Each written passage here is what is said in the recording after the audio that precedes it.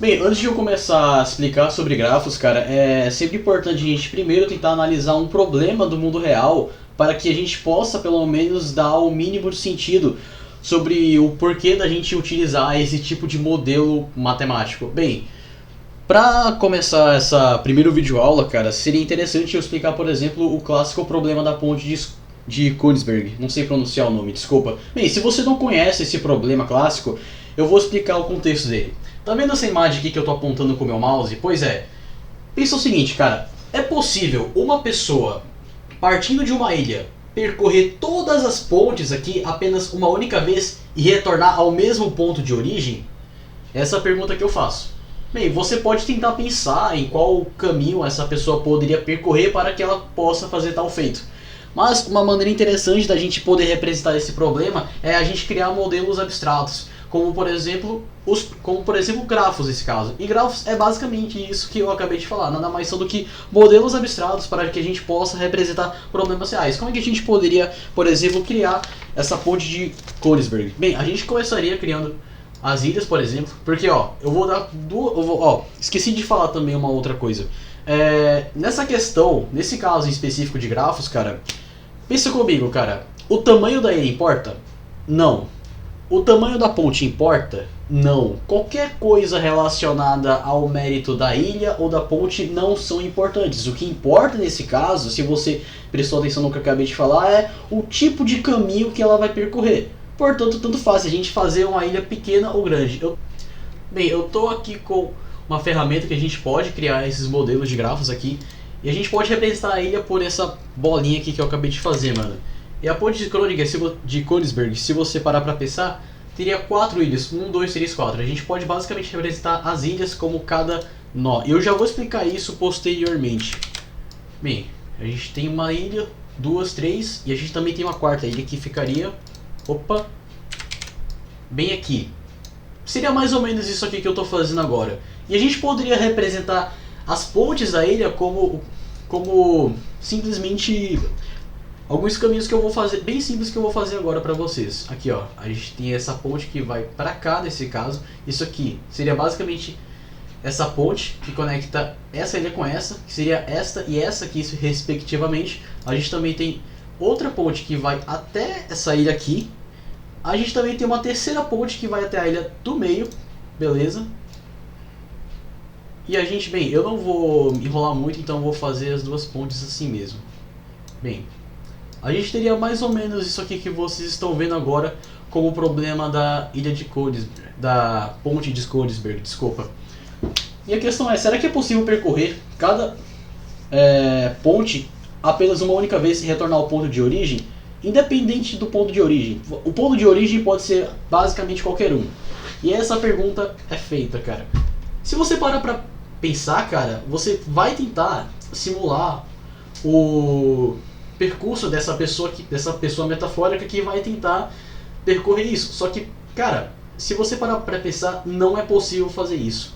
E bem, isso que eu acabei de ilustrar pra você seria um exemplo simples, né, da aplicação de grafos, só para dar um contexto geral. E grafos, cara, como eu acabei de falar, são modelos matemáticos que são aplicados, né, para tentar resolver problemas do mundo real. E, cara, a teoria dos grafos é aplicada em basicamente muitas coisas que você vê, principalmente em árvores binárias. No contexto geral, grafos são aplicados em vários problemas, como por exemplo, rede de computadores, indústrias aéreas também, fluxo de programa, comunicação digital, estudo de moléculas também, e entre outros, cara. Tem várias aplicações de grafos.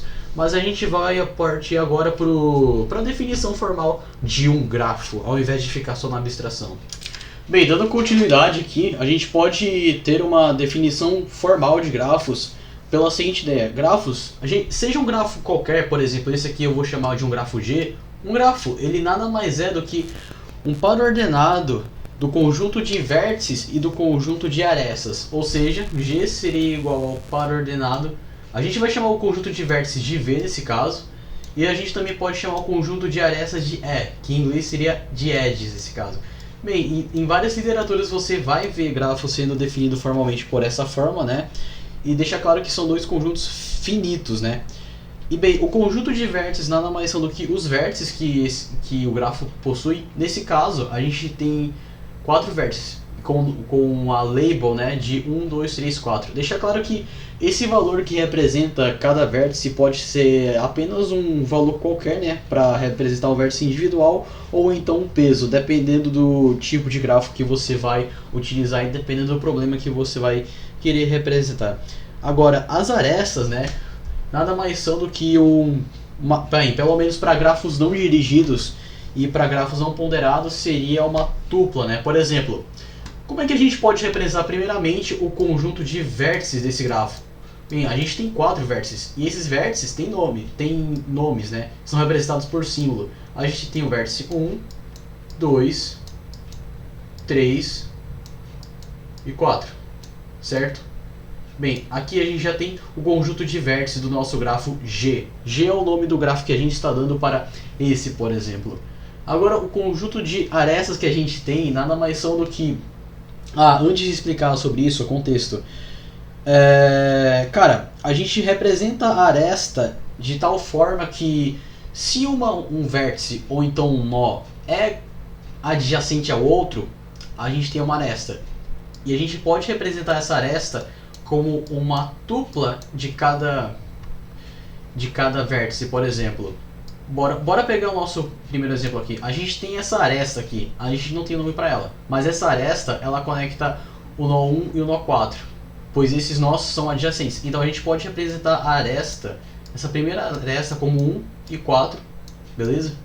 A segunda aresta tem nos 2 e 4 também, a gente pode representar isso dessa forma aqui, 2 e 4.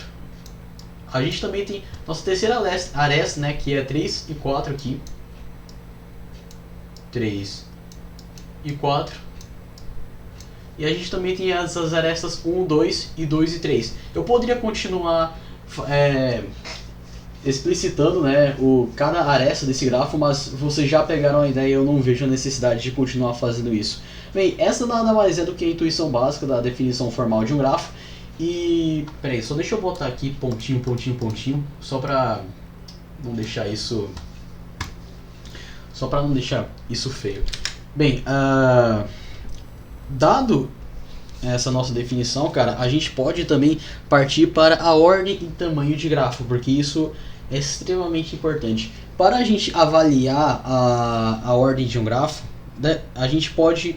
na verdade, contexto. A ordem de um grafo nada mais é do que o número de vértices que determinado grafo possui. E a gente denomina a ordem de um grafo como a cardinalidade de G nesse caso.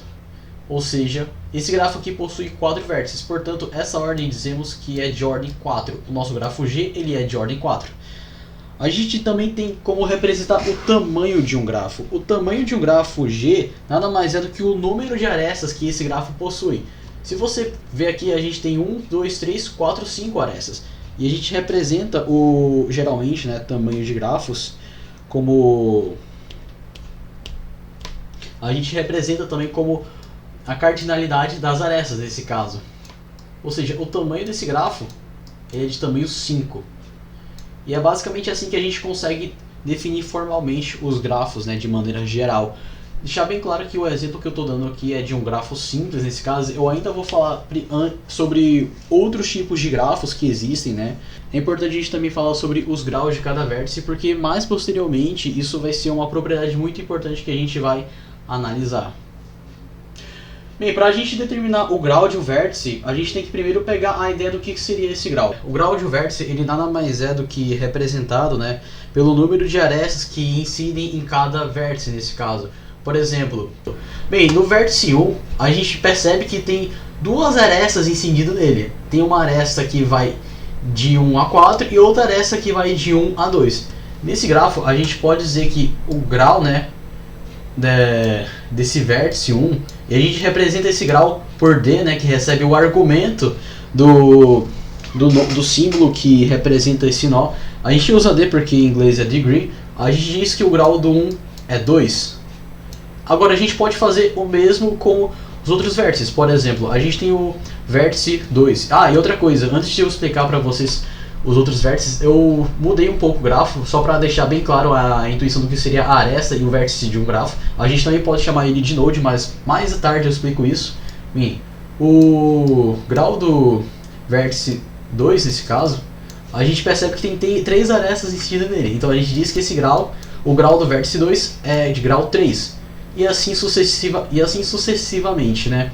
O vértice 3 tem duas arestas incidindo, então seria de grau 2. E o 4 seria de grau 3 nesse caso. E a gente percebe o seguinte, cara. Alguns vértices terão um grau par e outros terão um grau ímpar. E é exatamente assim que a gente consegue definir os 3 tipos básicos de vértice, né? A gente tem o vértice par. O vértice par nada mais é do que o grau de um vértice V, por exemplo, de tal forma que esse grau ele é denotado por n nesse caso. O grau desse vértice é n, tal que n mod 2 igual a 0. E n é diferente de 0. Então a gente diz que esse grau aqui, esse grau de um determinado vértice é par. O grau de um vértice ímpar seria basicamente n mod 2 diferente de 0. Então, assim, é bem trivial o que eu estou falando. E a gente também tem um vértice isolado. Para a gente representar um vértice isolado, eu vou até desenhar aqui, inclusive, cara, novo vértice aqui nesse grafo. Vamos supor que esse grafo tenha o vértice 5 aqui. Deixa eu dar um nome aqui para ele rapidão. Pronto, 5. A gente representaria esse vértice isolado simplesmente como grau 5, o grau do vértice 5, igual a 0, porque ele é um vértice isolado. Ah, mas beleza, como é que a gente mudaria a formalização desse grafo, né? Bem, nesse caso, né, o tamanho do grafo também não mudaria, porque não tem nenhuma aresta incidindo nesse nó com os outros nós, né? Bem, dado isso, a gente já entendeu o que seria a ordem e tamanho de um grafo. A gente já entendeu o que seria o grau de um vértice, né? Como determinar o grau de cada vértice, que nada mais é do que o número de arestas que incidem nele, né? E agora a gente vai entrar no mérito das completudes de grafos nesse caso. Agora entrando no mérito de completude de grafos, né? Existem 3 maneiras simples que a gente pode determinar. A gente primeiro pode dizer que um grafo ele tem a completude entre aspas, nula, ou seja, um grafo de tamanho 0. Se você parar para olhar isso aqui, você vai perceber que, cara, isso aqui é um grafo, só que é o seguinte, é um grafo por exemplo, só que seria um grafo de ordem 1, 2, 3, 4, 5, 6, 7, seria um grafo de ordem 7, porém, um grafo de tamanho nulo, porque nenhum vértice é adjacente ao outro nesse caso, ou seja, você não tem nenhuma aresta. Isso a gente define como um grafo de tamanho nulo ou um grafo de tamanho 0, né? E a gente também tem outra definição de completude de grafo, que seria grafos incompletos, né? Grafo incompleto, né, nada mais é do que um grafo que possua pelo menos um vértice que não é conectado a todos os outros vértices. Nesse exemplo aqui de grafo incompleto, se você parar para pensar, ó, a gente tem esse vértice aqui em específico. Se você observar, esse vértice ele é adjacente a todos os outros 3 vértices. Ele se conecta aos outros 3. Esse vértice aqui também. Porém, esses 2 vértices aqui da ponta, eles não se conectam a todos os outros vértices. Esse vértice ele é adjacente apenas a este e esse, mas ele não é adjacente a esse. E esse aqui também não é adjacente a todos. Esse aqui não é adjacente a esse. Então a gente diz que isso é um grafo incompleto. O grafo completo é basicamente o oposto do que eu acabei de falar. Um grafo completo ele nada mais é do que um grafo onde todos os seus vértices distintos, né, são adjacentes nesse caso. Ó, a gente tem um exemplo bem simples de grafo completo, um gráfico de ordem 3, né? E a gente percebe que todos os vértices desse grafo, né, é conectado aos outros vértices. Ó, esse vértice é conectado aos outros 2 distintos e o mesmo vale com todos. Esse grafo aqui também é um grafo completo, né? Eu peguei basicamente esse exemplo de grafo completo e a única coisa que eu fiz foi interconectar um vértice com o outro e a gente obtém um grafo completo, porque cada vértice desse grafo é conectado com os outros vértices e assim por diante, né? Nesse exemplo aqui a gente tem um grafo de ordem 3, esse aqui temos um grafo de ordem 4 e esse aqui temos um grafo de ordem 5. E se você observar, todos os vértices de cada grafo são conectados uns com os outros. E a gente consegue denotar, para esse tipo de grafo específico, a gente denota ele como um grafo, né? Um grafo K. E tal grafo K, ele tem N vértices, por exemplo. A gente denota assim geralmente. Ó, esse grafo aqui, por exemplo, a gente chama esse grafo de grafo K e ele tem ordem 3, ou seja, um grafo K3. Esse aqui seria um K4, por exemplo, e esse aqui um K5, e assim vai por diante, até termos um Kn. E bem, Mas beleza, a gente percebe que parece que tem um padrão, né, cara, entre esses grafos. Um grafo de K3, ele tem 3 arestas. Um grafo de K4, ele tem 1, 2, 3, 4, 5, 6 arestas. Um grafo de K5, ele vai ter uma determinada quantidade de arestas. Bem, se você não percebeu esse padrão, tudo bem, a gente pode determinar o limite para o tamanho de grafos simples, pelo menos, porque deixar claro que eu estou usando apenas grafos simples. Eu ainda vou falar dos outros tipos de grafos que a gente tem, e a gente determina esse padrão eu não vou demonstrar aqui por causa do tempo, mas a gente determina esse padrão como sendo o tamanho desse grafo, né, o tamanho de um grafo Kn qualquer, onde n é o número de arestas que tem, né. A gente diz, cara, que esse grafo basicamente vai ter o tamanho correspondente a essa fórmula aqui. Se você nunca viu essa fórmula que eu estou desenhando agora, é uma fórmula básica, né, que você estuda geralmente no ensino médio, e para você determinar o número de arestas que determinada forma geométrica vai ter. A gente geralmente determina assim, mas eu não vou entrar muito a fundo nisso. E a gente usa principalmente, cara, grafos completos para fazer outros estudos, mano. Mais pra frente eu irei explicar pra vocês. Bem, antes da gente falar dos próximos assuntos de grafos, né, um conceito muito importante que não tem como eu pular é a propriedade de isomorfismo, né, entre grafos. Nesse caso, eu vou fazer um exemplo, né, de isomorfismo de grafos simples, especificamente. Deixa claro que todos os exemplos anteriores que eu dei, né, são exemplos apenas com grafos simples, porque esses conceitos, né, podem, de maneira generalizada, né, se aplicar para os outros tipos de grafos. Então, antes de eu explicar para vocês os outros tipos de grafos, né, eu preciso falar sobre esses conceitos triviais. Bem, para a gente determinar se dois grafos, né, são isomórficos, a gente parte de duas premissas. Primeiro, se dois grafos são essencialmente iguais. E segundo, se existe uma correspondência válida entre vértices e arestas. Eu vou falar sobre a primeira premissa.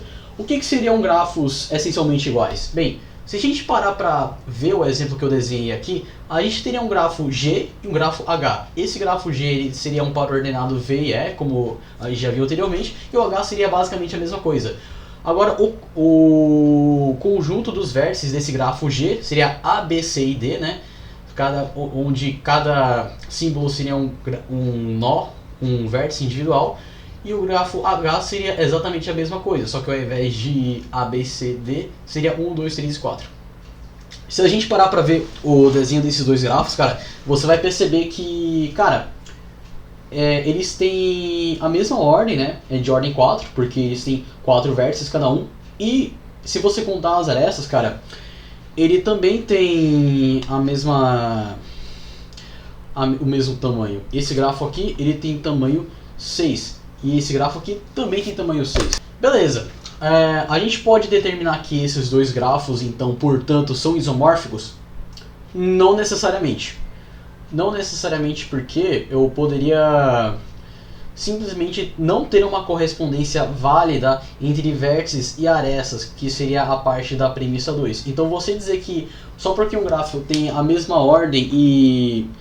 se dois grafos, né, têm a mesma ordem e o mesmo tamanho, isso não necessariamente significa que eles são isomórficos, portanto, não necessariamente são essencialmente iguais, tá?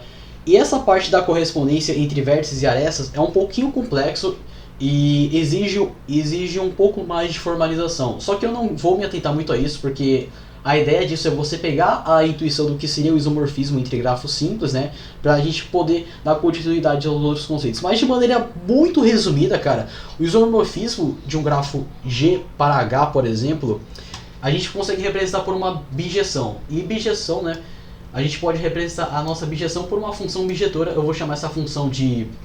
desculpa, eu não sei que símbolo é esse, mas eu sei que em muitas literaturas são utilizadas, né, cara. E a gente representa essa bijeção da tal que a gente tem um vértice específico do nosso grafo G, né? Deixa eu desenhar o G aqui. E que ele faz bijeção com outro vértice específico do grafo H, que é o que vocês estão vendo aqui. Tal que, se por exemplo, A e 1... se por exemplo A e C, né, nesse caso do grafo G, são adjacentes, né, no grafo G, se e somente se a bijeção de A e C são adjacentes com a bijeção com os vértices do grafo H. O que eu estou querendo dizer é o seguinte: bem, a gente pode primeiramente, né, verificar se dois grafos, né, são isomórficos ou não, construindo uma bijeção para mostrar, para evidenciar, né, esse isomorfismo, né, entre G e H. A gente pode primeiro fazer a nossa suposição, né? A gente tem a nossa função bijetora e a gente quer fazer a seguinte suposição. A gente quer verificar, por exemplo, se a bijeção de, por exemplo, de A com... Desculpa, eu estou desenhando feio. O ideal seria fazer assim, tá? De A com 1, por exemplo, porque a gente está pegando um vértice de G e fazendo bijeção com 1, né? De B com 2, de C com 3 e de D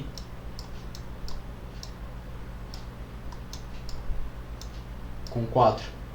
Bem, a gente na verdade está apenas supondo isso, a gente não sabe se essa bijeção, né, de vértice com vértice de cada grafo, né, é válido. E a gente pode verificar isso, cara.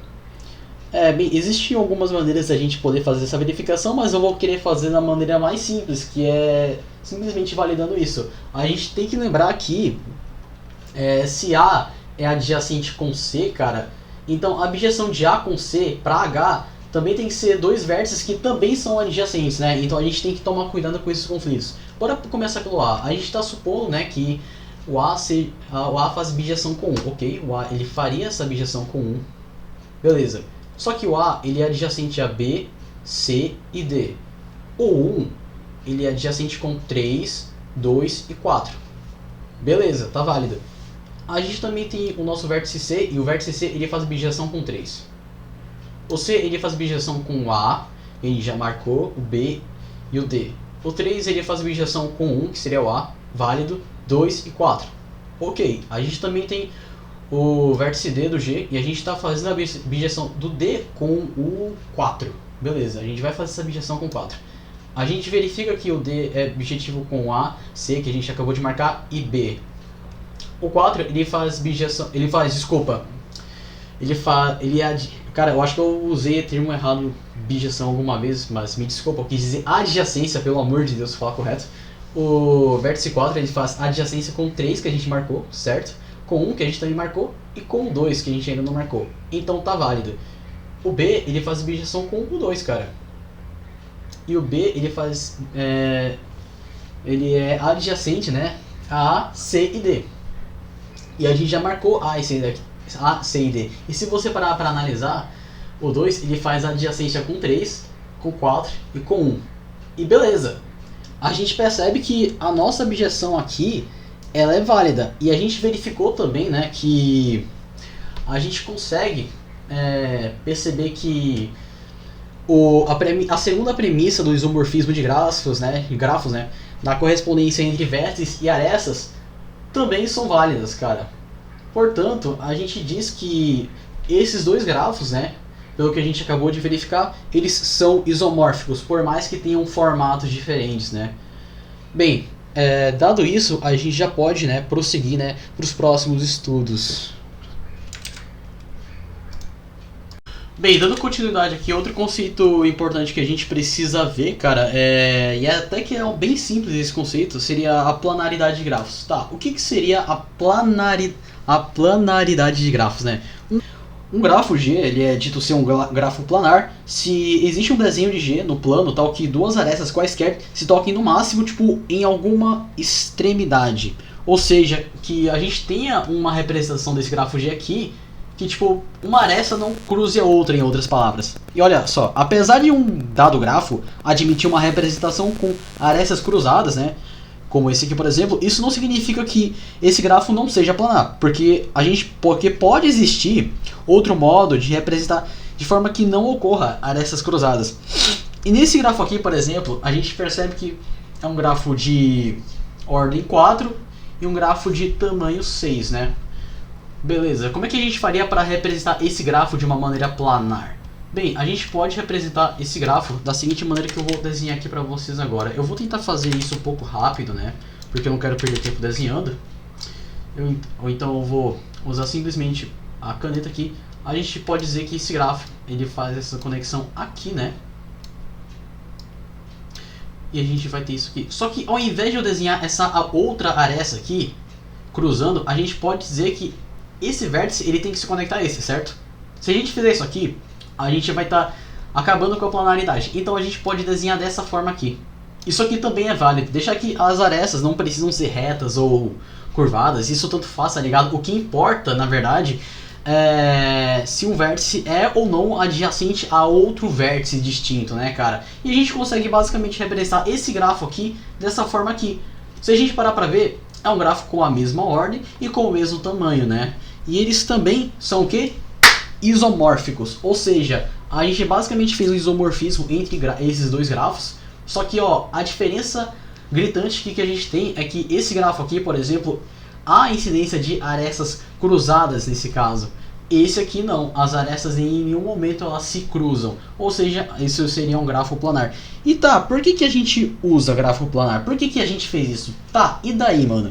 Cara, a questão é que grafo planar tem muitas aplicações. Uma aplicação bem básica aqui, mano, é para malha de transporte aéreo, por exemplo. Porque, obviamente, né, caso dois aviões vão para determinado lugar, né, você tem que garantir que eles não se cruzem, considerando que eles vão viajar no mesmo momento, né, cara? A gente também pode aplicar isso para cartografia, coloração de mapas, que é o que a gente vai falar mais pra frente, circuitos digitais, malha de transporte terrestre também, tipo metroviária, por exemplo, e entre outras aplicações. Então você entender esse conceito básico de planaridade de grafo, né, cara, deixar claro que a gente pode pegar um grafo que parece não ser planar e a gente fazer uma representação desse planar, enquanto a gente tem outros grafos que já são naturalmente planares também, né, cara?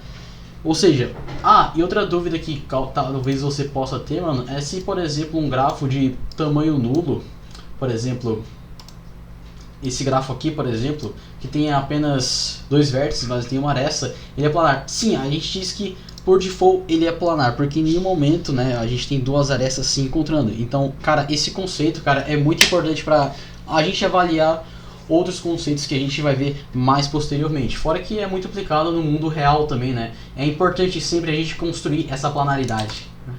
Bem, agora a gente vai falar sobre tipos de grafos, né? Bem, só que antes da gente falar sobre tipos de grafos, eu queria dar um conceito mais específico enquanto às arestas, né? Porque em alguns grafos a gente vai ter caso de arestas especiais. E de novo, eu estou usando grafos simples apenas como um exemplo de base para vocês pegarem a intuição. Bem, a gente, né, tem dois tipos de arestas especiais que a gente pode acabar observando em alguns grafos. Eu não sei se vocês se lembram, mas na ponte de Königsberg a gente teve um caso de que uma ilha se conectava com a outra ilha por meio de duas pontes, né, de maneira paralela.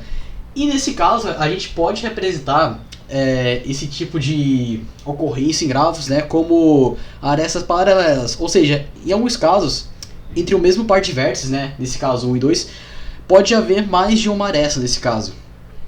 E isso a gente diz que essas arestas são paralelas ou múltiplas. Ou seja, se a gente desenhar E1 aqui e E2, outra coisa que eu esqueci de mostrar pra vocês é como a gente pode determinar arestas. Bem, de maneira bem genérica aqui mesmo, a gente pode dizer que arestas, né, cara, são pares ordenados, né? Opa, desculpa, deixa eu desenhar isso aqui melhor.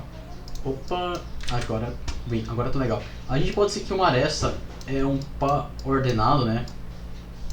U e V, onde U e V são dois vértices, né, que são conectados por essa aresta, ou seja, são dois vértices adjacentes. E a gente chama essa adjacência, né, de aresta, obviamente, e a gente dá o nome por default de E. A gente diz que o E1 seria 1 e 2, e a gente diria que o E2, né, seria também 1 e 2, ou seja, eles são paralelos. Eu vou até dar um exemplo aqui, E1. Isso que eu estou fazendo não é convencional, mas como são arestas paralelas, né, eu posso dizer que E1 e E2, cara, eles são arestas, né, que fazem a adjacência do vértice 1 com o vértice 2.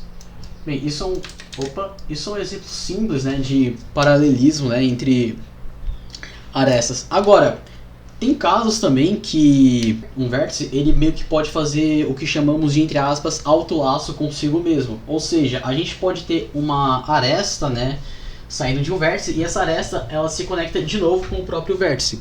Ou seja, é quando o vértice ele é adjacente a si mesmo. Nesse exemplo aqui, a gente tem o vértice 3. O vértice 3, se você parar para ver, ele faz conexão com o 1, né, por meio de duas arestas paralelas. Ele faz conexão com o 2 com uma aresta simples, né, com apenas uma aresta. Só que ele também faz conexão consigo mesmo. Então a gente pode chamar isso aqui de E3, né? Não, exatamente, a gente vai chamar essa aresta aqui de E3. A gente diz que E3, cara, ele parte do 3, né? E ele vai até o 3. É basicamente isso aqui, ou seja, o valor de U e V são iguais e eles fazem autolaço.